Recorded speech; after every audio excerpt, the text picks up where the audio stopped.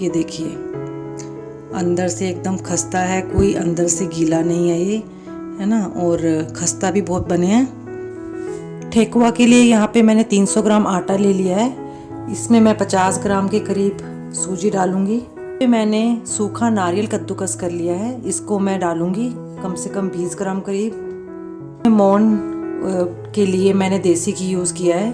और मैंने अपने लास्ट वीडियो में भी आपको बताया था कि ठेकुआ में या उस चूरचूर नान में जो मैंने आप लोगों के साथ शेयर किया रेसिपी, उसका लिंक भी मैंने डिस्क्रिप्शन बॉक्स में दे दिया, आप चाहे तो चेक कर सकते हैं। तो जो भी खस्तापन या करारापन आता है वो हमेशा डालडा घी की वजह से या देसी घी की वजह से ही आता है। सबसे ज़्यादा खस्तापन वैसे तो डालडा घी की वजह से आता है, लेकिन डालडा घी उतना हेल्दी नहीं होता है, तो उसकी जगह हम देसी घी का इस्तेमाल करते हैं घरों में।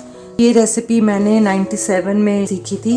एक्चुअली हम लोग तो पंजाबी हैं, तो हमारे यहाँ ये सब तो नहीं बनता है, लेकिन मुझे बचपन से ही नई नई चीज़ें बनाने का शौक़ था। तो हमारे घर के पास एक सिन्हा आंटी रहते थे, तो उनसे मैंने, जब वो छठ पूजा करते थे तो और ये बनाते थे छठ पूजा से पहले, तो मेरे को बहुत अच्छा लगता था ये खाने में। तो उन आंटी से मैंने ये रेसिपी सीखी थी, तो वही रेसिपी मैं आप लोगों के साथ आज शेयर कर रही हूँ।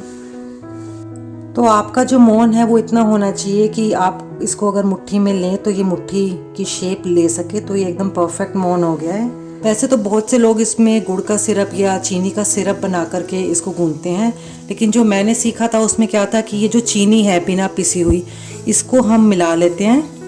इससे क्या होता है कि एक तो ठेकुआ जो होता है वो बहुत ही कुरकुरा होता है और खस्ता होता है। ये चीनी के दाने ना, जिस तरीके से मैं अब इसका आटा गूंदूंगी और इसके पेड़े बना के इसको शेप दूंगी, उस तरीके से ये जो चीनी के दाने हैं ना, ये घुलते नहीं हैं। ये चीनी के दाने ना इसमें ऐसे ही बने रहते हैं। तो जब आपको खस्ता के साथ ये चीनी के दाने मुंह में आते हैं तो वो बहुत ज़्यादा अच्छे लगते हैं। तो मैं हमेशा यही वाला तरीका अपनाती हूँ जो कि मैंने उन आंटी से सीखा था। और मैंने अब एक तरफ कढ़ाई में रिफाइंड ऑयल डाल दिया है और उसको गैस ऑन कर दिया है, क्योंकि अब जो आटा गूंदना है ना, वो हमें उतना ही गूंदना है, उतना ही हमें पेड़े बनाने हैं जितना कि आपकी कढ़ाई में वो ठेकुए आ सकते हैं। तो जैसे कि मेरी कढ़ाई में 4 से 5 ठेकुए मैं एक बारी में डालूंगी, तो मैं उतने ही आटे में पानी छिड़कूंगी जितना कि मेरे को उस कढ़ाई में ठेकुए डालने हैं। क्योंकि क्या होगा, अगर तो मैं ये आटा सारा एक बारी में अगर गूंथ दूंगी तो धीरे धीरे ना वो चीनी जो है वो मेल्ट होना शुरू हो जाएगी, और मैं नहीं चाहती कि वो चीनी मेल्ट हो, क्योंकि मुझे ये दाने चाहिए, उससे इसका टेक्सचर और उसका खस्तापन और टेस्ट सब कुछ बहुत अच्छा आएगा। तो इसीलिए सिर्फ मैं इतना ही गूंद रही हूँ जितना मेरे को अभी फ़िलहाल चाहिए। बाकी मैं आटा जो है एक तरफ कर दूँगी। तो मैं 4-4, 5-5 का लेकर के गूंद रही हूँ। और पानी आपको ध्यान रखना है कि बस इतना ही करना है कि आपकी मुट्ठी में वो पेड़ा आ सके और आप उसको शेप दे सके। और अगर मैं एक साथ इन ठेकुओं को शेप दे करके रख दूंगी तो भी जो है ये चीनी मेल्ट होनी शुरू हो जाएगी।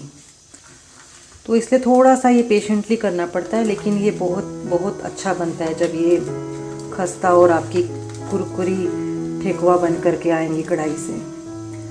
और आपको ऑयल गर्म करने के बाद एकदम मीडियम फ्लेम पर इसको तलना है, तेज़ फ्लेम पर बिल्कुल नहीं तलना है, ताकि ये अच्छे से पक जाए अंदर तक और कुरकुरापन इसका बना रहे। उस टाइम क्या होता था कि हम लोग जब भी कहीं सफ़र में जाते थे, जैसे हम वैष्णो देवी जाते थे, और हमने उस टाइम पे केदारनाथ बद्रीनाथ का भी ट्रिप किया था और हम काफ़ी छोटे थे, तो हम सफ़र में ये बना कर के ले जाते थे, क्योंकि ये 15-20 दिन तक आराम से खाए जाते थे। और उस टाइम में जंक फूड का ज़माना भी नहीं था, तो लाइफ बहुत सिंपल और इजी थी उस टाइम पे। इतने सारे खाने के ऑप्शंस नहीं होते थे हमारे पास। तो इसीलिए इन सब यादों की वजह से ये मेरे बहुत ही फेवरेट है। अब देखिए, अब ये बिल्कुल, अब ये बस ये इतना शेप इसका परफेक्ट है, देख रहे हैं आप। ये इससे ज़्यादा इसमें आटा नहीं डालना है, इससे ज़्यादा इसमें पानी नहीं डालना है।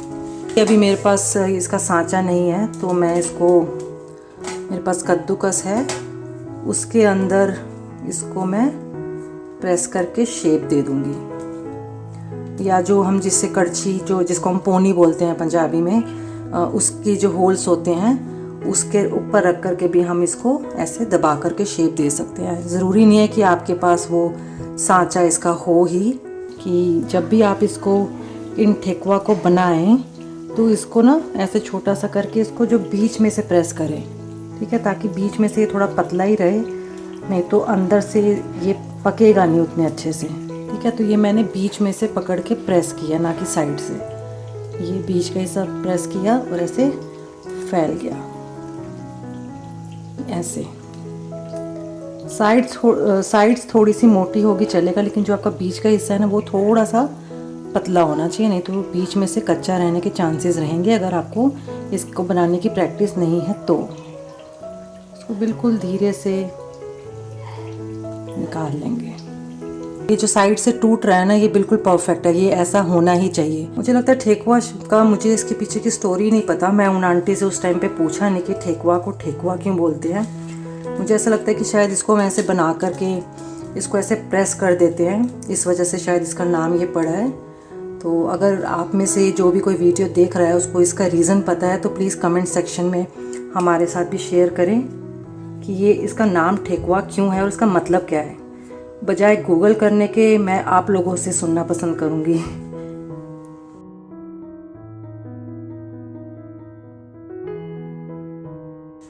पहले मैं देख लेती हूँ कि हमारा तेल बिल्कुल रेडी है डालने के लिए।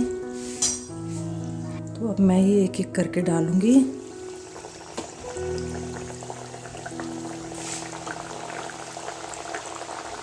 तो ये मेरे ठेकुआ बन के एकदम तैयार हो गए हैं और इनको मैं इस छलनी में निकाल लूँगी ताकि इसमें हवा लगती रहे नीचे से और ये सौगी ना हो।